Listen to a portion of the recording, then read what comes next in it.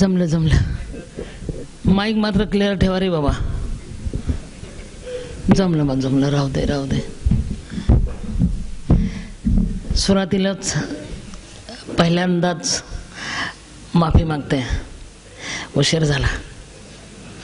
पण हे कारण होतं की आज महालक्ष्मी बसणार आहे आणि तिला सजवता सजवता बायांना उशीर होणार आहे. आज आमचा दिवस आहे, हमारे कॉलर टाट है इसलिए हम लेट है.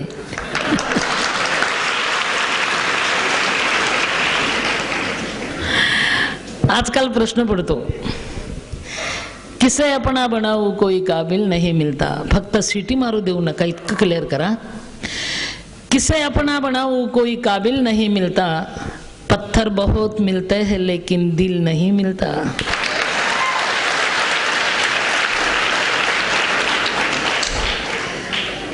आणि मेहत्रे साहेब खरंच तुमचे मंत्री दिलवाले आहेत. उसके बगैर हम मिल ही नहीं सकता बाबा. ओढून आणलं अक्षरशः मला. गुणाचं लेकरू आहे तुमचं खरं. त्यांच्या आग्रहामुळे, त्यांच्या माझ्या मागे त्यांनी असे CID लावले होते, क्या बात आहे. सगळ्यात म्हणजे अगदी पॉवरफुल अरुण, माई तू कहा आहे म्हटलं, भाग जाती अभी. मैं नहीं आती. आणि योगायोगाने उशीर झाला. खरं सांगू, जब वो आए तो चेहरे पे रख रखाव था. जब वो आए तो चेहरे पे रख रखाव था, मगर वो नहीं देख सके जो मेरे दिल का घाव था.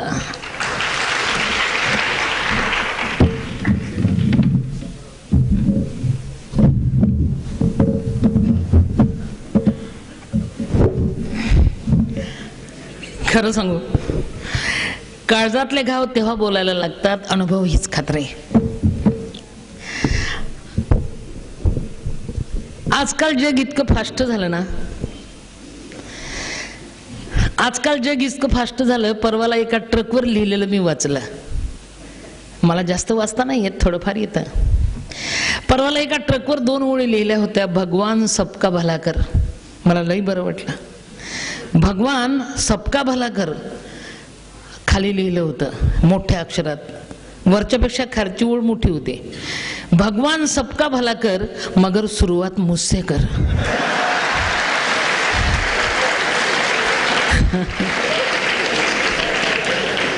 म्हणजे भूल गया तो क्या करे. माझ्यापासून सुरू झालेलं बरं. म्हणून एक लक्षात घ्या, यादे है आपके वादे है, यादे है आपके वादे है, इससे जिंदगी नहीं कटती, ये तकला दो इरादे है. शब्दांनी पोट भरत नसतं, फिर भी दिल में खुशी है. एवढा उशीर होऊनही सभागृह भरलं पण कमी झालं नाही, याचा आनंद आहे. दिल में खुशी है, जिंदगी में बहार है, मैं मर नहीं सकती अभी क्योंकि आपका इंतजार है.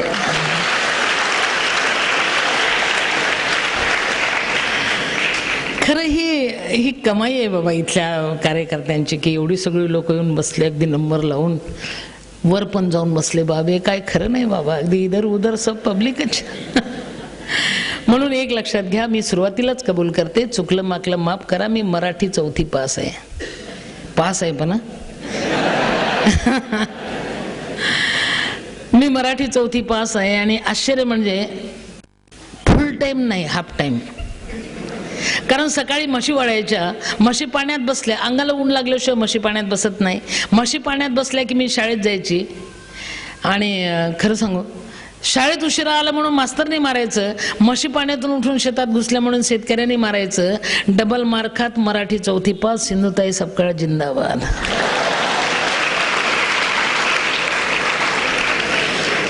पण हे तेवढंच खरं आहे, जरी मी मराठी 4थी पास असेल तरी मी एक पुस्तक लिहिलं. माझ्या पुस्तकाचं नाव मी वनवासी आहे. आणि मी लिहिलेलं पुस्तक, आश्चर्य, मी लिहिलेलं पुस्तक कर्नाटकात 10वीच्या अभ्यासक्रमाला आहे. मी लिहिलेलं पुस्तक कर्नाटकात 10वीच्या अभ्यासक्रमाला आहे, महाराष्ट्रात नाही आहे. याचं कारण आहे, या महाराष्ट्रात मोठं व्हायचं असेल तर मरावं लागतं बाबा. या महाराष्ट्रात मोठं व्हायचं असेल तर मरावं लागतं. मेल्यानंतर माणसं जिथं मोठी होतात त्याचं नाव महाराष्ट्र आहे बाबा.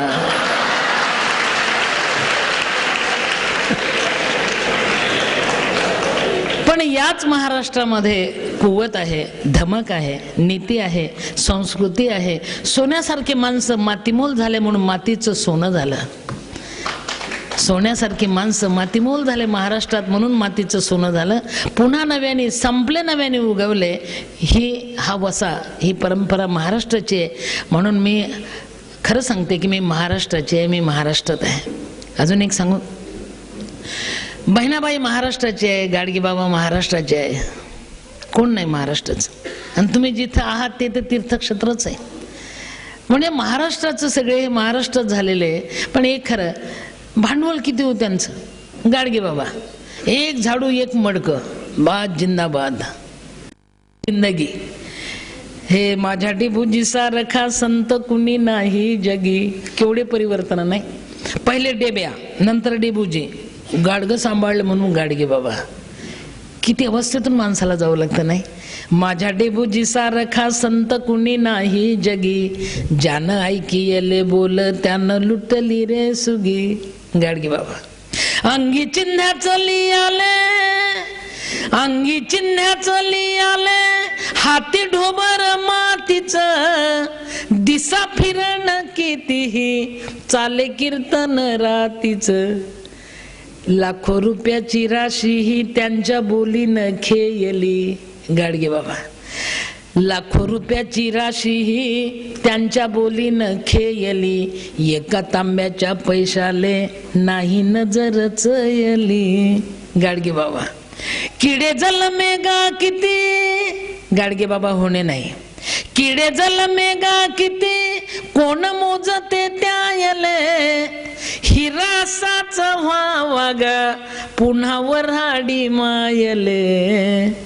माझ्या गाडगे बाबाचं मोठपण सांगू काय, माझ्या गाडगे बाबाचं मोठपण सांगू काय, आम्हा वऱ्हाडी लोकाची तीच होती बाप माय. हा आमचा वसा, ही आमची परंपरा, हा आमचं जगणं. ज्यांच्याकडे काही नव्हतं तेच मोठे झालेत, ज्यांच्याकडे काही नव्हतं तेच मोठे झाले. तुकाराम महाराज, तुकारामाची जिजा 1000 वेळा शिव्या घालत होती, पण ज्यावेळेस ते टाळविना घेऊन पंढरीचा रस्ता धरत होते त्यावेळेस बाई अशी असते, लक्षात घ्या. तुकारामाची जिजा पतिभक्त होती, टोपलीमध्ये भाकरी घेऊन जेवायला घेऊन जात होती. तिला माहित होतं हे फक्त देवाचं नाव घेत बसलं असेल, काळतोंड्याने वाटोळे केलं माझ्या संसाराचं. पण टाळविना घेऊन निघाल्यानंतर ती सगळ्या गावाला, बाई ही अशी असते, ती सगळ्या गावाला सांगत होती माझं येडं निघालं बरं का, जमलं तर जा, येड चाललंय माझं. तुकोबाची कांता सांगे लोकापाशी. हे आमचं जगण्याचं सार आहे. तुकोबाची कांता सांगे लोकापाशी, येडा माझा जातो पंढरीसी. फुटकाचं टाळ तुटकाचं तारा, काय भांडवल हो जगण्याचं. फुटकाचं टाळ तुटकाचं तारा, करियर झारा पंढरीच्या. पटकन तिला राग यायचा, माझ्या माय बापे बरे नाही केले, पदरी बांधले भिकाऱ्याच्या. चाललं बरं का ते. तुकोबाची कांता सांगे लोकापाशी, येडा माझा जातो पंढरीसी. हे जगणं बायानीच जगावं खरं. तुकाराम महाराजांना शुद्ध तरी कुठे होती, घरामध्ये तेल तिखट मीठ आहे की डाळ दाणा आहे की नाही आहे, हां माहितीच नव्हतं, कळतही नव्हतं, बघतही नव्हते. एक जिजा नसती तर. म्हणून लक्षात घ्या, बाई नाही तर काही नाही बाबा, बाई नाही तर काही नाही. म्हणून आज मी तुम्हाला सांगून जाणार आहे, कधीतरी घरी संध्याकाळी तरी निदान बायकोला थकलीस का म्हणा, खरंच म्हणा. आज प्रयोग केला तर चालेल, महालक्ष्म्या बसल्यात. एकच शब्द, एकच शब्द, 2-4 अजिबात नको, एकच शब्द, का ग खरंच म्हणा.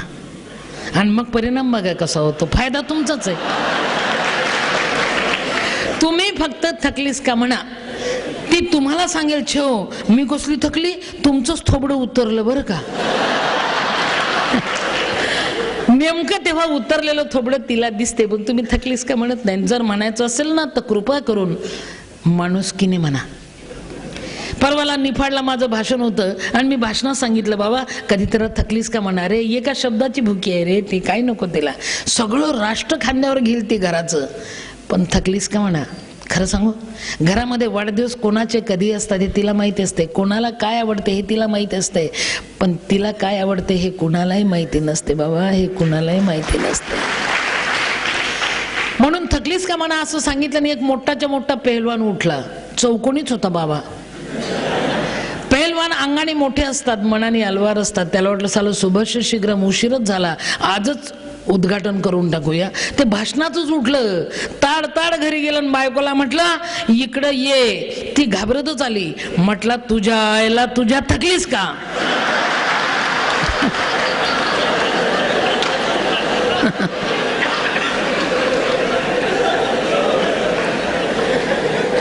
खरं खरं सांगा, असा ट्रिपल पोलिओ दिल्यावर ती थकल का.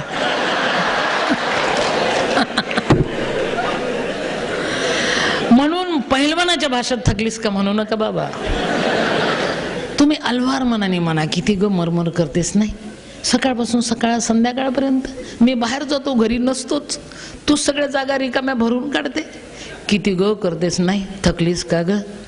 ती तुम्हाला सांगेल, तुमचा हात धरेल, जवळ येईल, हळूच सांगेल, खरं सांगू मी थकली नाही हो, पण असं कधी कधी म्हणत जाव, लई बरं वाटतं हो खरं.